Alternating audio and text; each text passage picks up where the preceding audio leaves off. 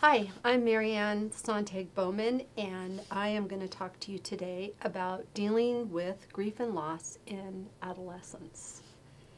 So we're going to do this in two parts. We're going to start off with an overview of grief. Then we're going to talk about what is unique to adolescents when we're talking about grief.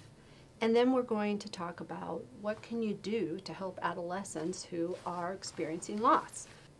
So I want to begin by talking about why it matters to know about what to expect from grief. I don't think we can do good assessments or interventions with anyone, especially adolescents perhaps, if we don't understand what is normal. And so knowing normal is part of being able to be effective when you're working with people who are grieving. So we're going to start off by talking about, well, what is normal grief? What does it look like? And I have found that even professionals have a surprising lack of knowledge about what constitutes normal grief. And if you're telling someone that they're not normal and they are, well, that's problematic. And so let's just first talk about what the heck is grief. Grief is the very normal response to loss, and it can be all kinds of losses. It can be, of course, death. I mean, that's the one we usually think about. But I think most losses that we have in life are actually not death. It could be that you lost a job. It could be that a person moved and everything is unfamiliar. Could be the loss of a pet, could be the loss of a relationship. I mean, there's all kinds of losses that happen. And anytime that there is a loss, there is going to be grief. So if we think of grief as the normal response to loss of all types, I mean, that's a good first step. And the other thing to think about is that change always results in loss. Even happy changes, there is loss associated with it. I mean, if you think about if you got into a new relationship, got married, think of all the things that you lose when you get married, even though it is a very happy event. So when there's change, there is always loss. And if it's something that matters, there will be grief. And the other thing that I think we often don't think about is that any loss is actually many losses. So let's just think about one that probably all of us have experienced, and that's moving. So when you move, you have lost your normal, familiar life. But think about all the things that make up normal and familiar. Like you don't know where things are in the grocery store. You don't see the same people every day. I mean, everything is different. And so you could think, okay, I've moved, that's a loss. Well, what are all the other things you've lost? You've lost perhaps your favorite physician. You don't have the same veterinarian anymore. Your friends aren't there. I mean, there's so many. And they often don't occur to us at the same time. It's more, you realize them with time. And I think that's why grief seems like it goes on for a long time, because it does, because the losses keep occurring to us. So I think that's important to think about, is that grief is something that we have from loss, and that losses are never just one thing. There are always multiple components to a loss, and those losses might occur to us over time, and we're going to be grieving them, all of them. So let's talk about normal grief. I think if you don't remember anything else from this training, please remember this. There are no stages in grief. Theaters have stages. Grief does not have stages.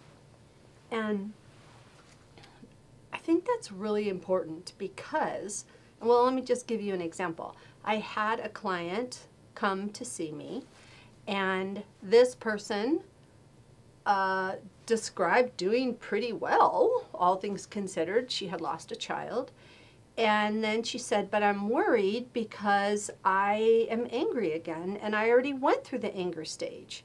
And now I'm angry again, so I've come to see you because clearly I am not grieving right.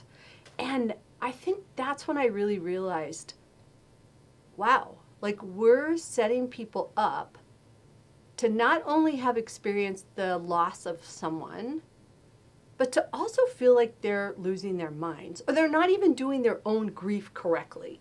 And I'm not sure how you can do your own grief wrong. I mean, it's so individual. So grief does not have stages, and Elizabeth Kubler-Ross is the one who is credited with coming up with the stage theory. And in fact, she didn't study grieving people. She studied dying people, and she really backed off from stage theory as she went through her career. So I'm not really sure why we're stuck on this. I think it could be that it's really nice to imagine that we might actually be done with grief, or that at some point it will just end. And so we cling to a playbook for grief. Well, there really isn't a playbook. The best way to describe grief, in my opinion, is chaos. It's just chaos. It's everything is disordered, everything is chaotic, and that's very normal. And if you think about your own losses, I bet you will agree that you weren't feeling exactly linear or one thing at any one time for any length of time. So I do think the best way to describe grief, based on my experience with so many grieving people, is that it's just chaos. When people are grieving, all of us, adolescents, adults, children, at first grief fills up all the spaces. I mean, if you think of our lives like a picture frame, the grief fills up the whole frame. There isn't a lot of space for anything else. It just fills up the whole frame. And over time, the grief shrinks and other things are able to come back into our picture frame that is our life. But at first, there really isn't any space. The grief just settles in. It's like wearing dark glasses. It's all you can see. And it just permeates everything. And everybody's different, and different kind of losses impact us in different ways. So it's hard to say at what point does the grief just find its little place in the picture frame of our life. That's different for everybody and every different kind of loss, but it does eventually settle into its place. It never goes away completely, because the love we have for people or things or places, that doesn't ever go away completely. And so the grief stays on our hearts, in our lives, as somewhat of a memorial to the one or to the place that we really loved. So if we think of grief not in terms of stages, but more like chaos, and that normal grief at first fills all of our spaces, and it takes quite a long time for it to shrink so that we can think about other things, so we can do other things effectively. That's really important. And then I think the other thing to know about grief is that it absolutely has symptoms. And I think people are really familiar with the emotional symptoms of grief. And when you ask people, well, what does grief look like? People will talk about sad. People are really sad. And of course, people are sad. That's one emotion of grief, but it's not the only one. And I think the most common ones that I see are anger, and of course the sorrow. Guilt is another big one. Frustration. I mean, just about every emotion you can think of is appropriate when people are grieving. Not everyone will have every single emotion, but it definitely is an emotional time, no question. I think it surprises people to hear that grief also has social symptoms, and that's because grief affects every aspect of who we are. So yes, our emotional selves, our social selves. The way that I tend to see it the most is that there's a mix-up in our relationships with people. And I don't mean mix up as bad. I mean, maybe I should say a change up. People that are grieving are not actually very interested in sitting around doing social chit chat when in their head they're thinking about what they've lost and somebody's complaining about losing their keys. I mean, it's kind of surprising that more people are not pummeled by grieving people, because they're, grieving people are volatile, and other people are not always very sensitive about that. So what you'll see in terms of social changes in grieving people, withdrawal is a really common one, because they just don't want to have to deal with the mundane parts of life. And I guess I also think that the social aspects of grief, it can affect relationships, because not everybody is able to deal with grieving people. And so relationships can change because friends or family do not handle the bereaved very well, and can cause hard feelings or difficulties that they may not intend. But if somebody who is grieving, including a grieving teenager, is socially withdrawing, that is actually not surprising. That's pretty normal, actually. Another thing about grief, another symptom of grief that people don't think about, is that grief has cognitive impact. And the biggest ones that you will see is that people who are grieving are going to have a difficult time thinking straight. I had a son get a concussion in a football game, and I remember watching him and saying, oh my gosh, he's acting just like the parents I work with who have lost children. He's not tracking, he's irritable, he can't remember anything, he's confused. And so I started to think of grief like a concussion. There is absolutely cognitive impacts to grief. And what that means, I mean, knowing this is a great example of why should we know about what's normal for grief. Because if you know that not being able to track very well is normal for people that are grieving, if you're working with someone who's grieving, you won't flood them with information because they can't take it in. You'll give written handouts, you'll give little bits of information, you'll handle it differently, and you won't think there's anything abnormal about someone who can't remember more than the bad news you delivered. So grief has emotional symptoms, has social symptoms, has cognitive symptoms, and grief also is very physical. The most common things are that people are so tired. They are so fatigued. They might have headaches. Kids especially will have headaches and stomach aches. That's one of the ways they manifest what's going on. But grief can have all kinds of physical symptoms. It can also have chest pains. But you always want to make sure that you tell people that are having physical symptoms to see their physician, because you do not want to dismiss something like chest pains to grief when it's a heart attack. So we do want to encourage people to get checked out by their medical providers if they're having really disturbing symptoms of grief. But it's very normal to have symptoms of grief. I worked with a mother who had a child, an adult child, who died, and every night at the time that the child died, for quite a long time, she would start to feel like she couldn't breathe. And that's normal. I mean, if your child died, you're going to have things like that happen. And so physical symptoms, not being able to sleep, sleeping too much, eating not enough or too much, all very, very normal. In addition to emotional, physical, social, and cognitive symptoms, grief also has spiritual symptoms as well. And when I say spiritual, I'm not talking necessarily about religion or church.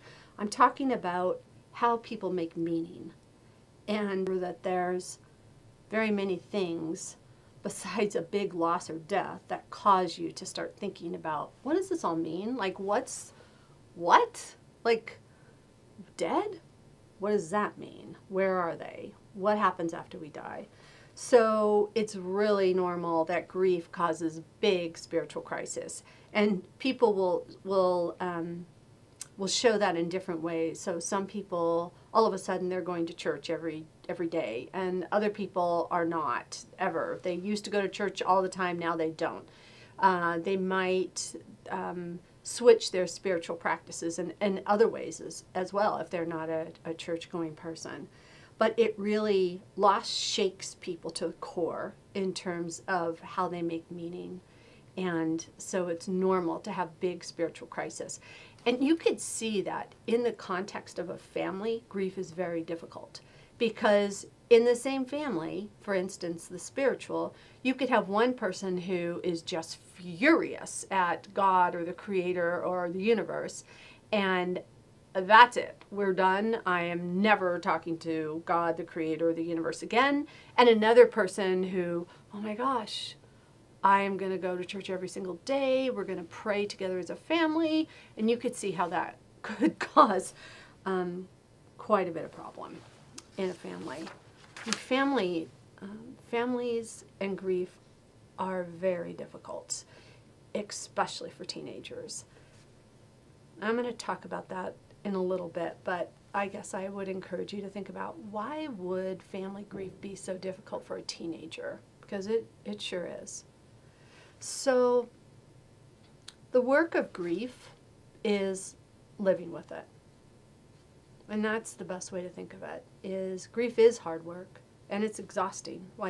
That's why people who are grieving are tired, because they're just trying to live with that loss and live with the grief. Now, there's nothing magic about, there's nothing magical to make somebody's grief better. It just takes a lot of time. It takes a lot of energy. So the work of grief is learning to live with it. And again, if you know what is normal for grief, then you can be effective in helping people. So I think of grief like this. I think that all of us in our life, every day, we get 100 little soldiers to do the work of our life. And some people don't like soldiers. I'm not advocating it as a military image. So if you don't like soldiers, you could think, I have 100 guardian angels. I have 100 Lego pieces, one family told me. And every day you need all 100 of them to do your life. You need them to get out of bed. You need them to make breakfast. You need to get, work takes so many. You have to stop at the dry cleaners. For me, it's the post office. Like, that takes like 15 little soldiers for me. So every day we get 100. And grief takes about 80 or 85 of them. And that means you have 15 left to do your whole life. Like, the whole life that used to take 100, you only have 15 or 20. And when you explain it to people like that, or if we know that ourselves, we have very different expectations. And what that tells us is, hey, I need to expect less of this kid who is grieving. Or I need to expect less of my colleague or my coworker or myself. So one of the things that I encourage people when I'm working with bereaved people is you must dial back. You just must. I mean, you can't, none of us can physically do the work of 100 little soldiers with 15. Like, it just doesn't work. And so helping people helping people think in terms of what can I give up is actually a very effective intervention. And again, if you don't know that about normal grief, how would you even know to suggest that to people? Another reason it's really important to understand about grief. People, teenagers that are grieving, simply do not have the resources, the internal resources, and often the external resources in terms of family support to be able to do the normal things that a teenager does. That's just how it is. And it's not a deficit. It's a temporary leveling of the little soldiers. That's how I like to think of it. And it is temporary.